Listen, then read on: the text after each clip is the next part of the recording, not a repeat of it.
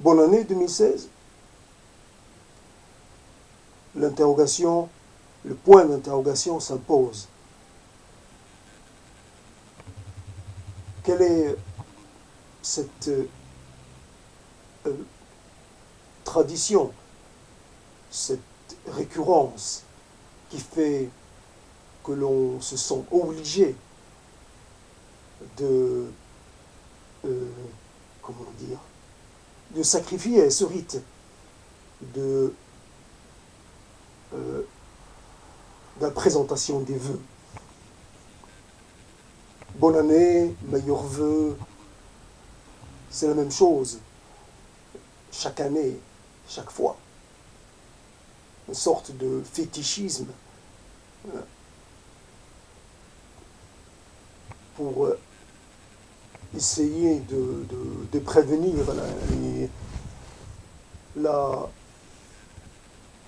les mauvaises nouvelles,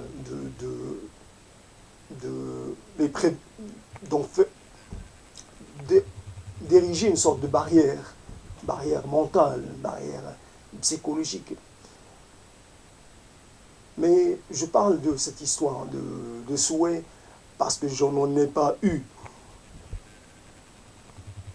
Les souhaits, la nouvelle année, c'est une occasion pour compter ses amis, ses proches, ses soutiens, les gens qui pensent à vous, les gens qui tiennent à vous, les gens aussi qui sacrifient cette tradition parce que c'est une tradition, parce que c'est une sorte de coutume, puis c'est une manière, comment dire, de dire à l'autre qu'on existe, et c'est une manière aussi de faire en sorte que l'autre se sente en devoir de vous rendre l'appareil. Mais moi, je n'ai eu aucune présentation de vœux. Donc, je ne suis personne, je n'existe pas. Parce que celui qui n'existe pas dans la tête des autres, celui auquel personne ne pense, n'existe pas. C'est un non-existant, un être invisible, un être qui n'apparaît nulle part.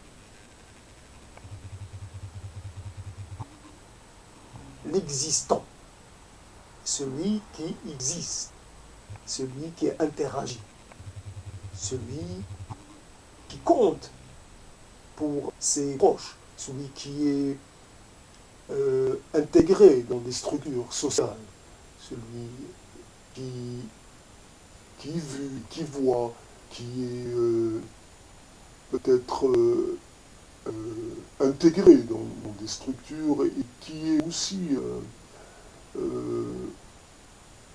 celui qui est un être social, un être... quand on cesse d'être un être social, on est quoi?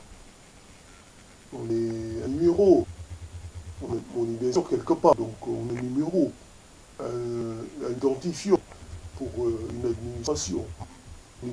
On n'existe plus que pour les administrations, d'ailleurs. C'est fini des lettres, c'est fini du courrier autre que le courrier administratif. Mais je pensais qu'avec la multiplication des moyens de communication, leur presque gratuité, leur facilité d'utilisation, qu'il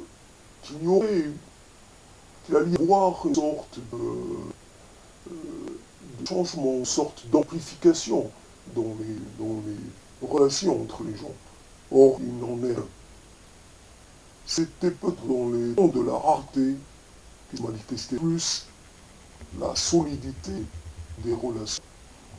L'abondance ne crée pas l'abondance de possibilités, ne crée pas l'abondance comment dire, lien social ne se renforce pas pourtant. C'est parce qu'on ne s'enrichit pas socialement. Si on a quelques connaissances, on peut en avoir ajouté quelques-unes, mais pas plus. Donc la sphère de connaissances ne s'agrandit pas.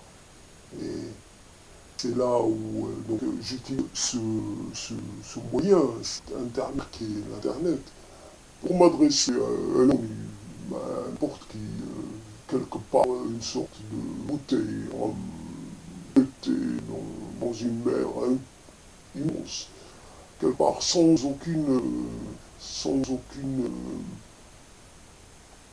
envie, même pas, c'est pas une histoire d'attente, il n'y a même pas d'attente, il n'y a pas souhait de recevoir quoi que ce soit, c'est... Je jette la bouteille, je demande à la mère de l'amener, la ramener vers un quelconque rivage pour que personne ne la trouve. Cette bouteille doit être enterrée, doit être digérée par la mer. Pourquoi la bouteille? Parce qu'il reste toujours un petit quelque chose qui ressemble à l'espérance.